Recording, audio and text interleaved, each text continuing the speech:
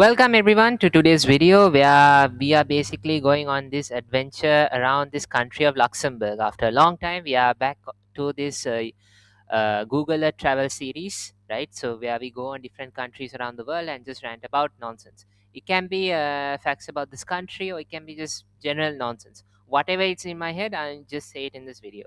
So in today's video, we are in Luxembourg. It's a country in Western Europe that is completely landlocked in the sense it doesn't have a coast, the ocean. It's completely surrounded by Belgium, France, and Germany. And the one interesting thing about this country is that, well, it's rich. That's one thing. It's one of the richest countries in the world. And two, the second thing is that one thing that's interesting here is that there are actually it's actually, I believe, a trilingual country. Like there are three official languages, which is the Luxembourgish, that's their native language, but the languages that are actually more commonly spoken in these in Luxembourg is actually German and French.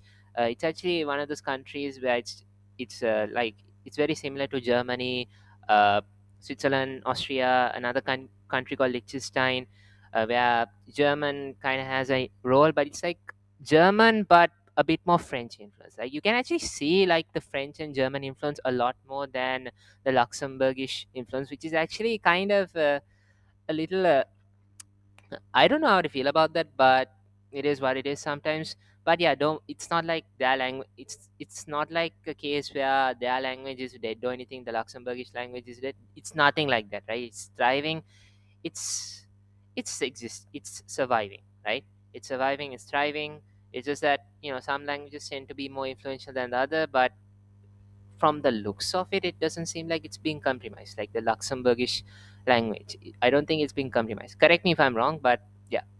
So overall, I think I've actually mentioned about this when I was in Ireland about how it's important for you to preserve your own languages and all. And yeah, it is true. Like you should preserve your own languages while at the same time reaching out to the other countries as well. Because after all, it is you can't exactly because if you take countries, right?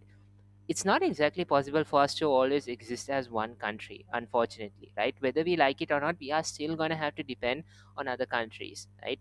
And yeah, again, this is just my opinion. You can disagree with me, okay? And it's fine if you disagree with me on this, but from the looks of it, I really don't think that we should be completely closed off. But there's a difference between completely closed off and just completely being accepting towards other people, right? In the sense other cultures and everything, it's sure you can respect them, but at the same time, like how much is too much, where to the point where what comes from your country becomes something that's second nature. Like I see this a lot in a lot of other countries where it's like cultures where in some countries, like other cultures are being so accepted to the point where sometimes like you kind of feel like your own culture is sort of second place in a way, like it's second priority. And I'm not saying that it's wrong for us to absorb other cultures, because we should. Okay, in the 21st century it is impossible for us to always stick to our own culture, but there's a difference between uh, is absorbing other people's cultures, other people's ideas, and just completely just letting go of your own heritage. Like there should be a balance between preserving what you do and also exploring other ideas, right? Like that's, I feel like that should be a balance that should be there. And I don't know, again, my opinion, maybe you agree, maybe you disagree, that's fine. If you do disagree, let me know in the comments on what you think about that. Or if you feel like if you feel like I'm saying something wrong, feel free to correct me. I'm completely fine with it, okay? So with that being said, what was I talking about? Yeah, so basically it's important to always make sure that you have a balance between preserving your own culture and at the same time being accepting towards other cultures. A lot of the times in our world, it's usually people just give up one or the other. Like they are just either too accepting of other people's cultures, either that, or they are just too much stringent when it comes to protecting their own culture, right? So I feel like if we have that sort of balance, and you see this a lot in like Eastern societies, like especially in Sri Lanka where I come from, you see this a lot. Like sometimes we're to the point. A lot of things that are from outside world is completely accepted, but like if you're trying to promote something that's from your own country, people are sort of rejecting it in the sense like uh, it's no use and all. And yeah, it's just they just say stuff like that. And I mean, again, it's okay to be accepting towards other cultures, but not at the expense of your own. Okay, so that's just what I feel. And also, by the way, Luxembourg also has a huge Portuguese community as well, which is kind of random.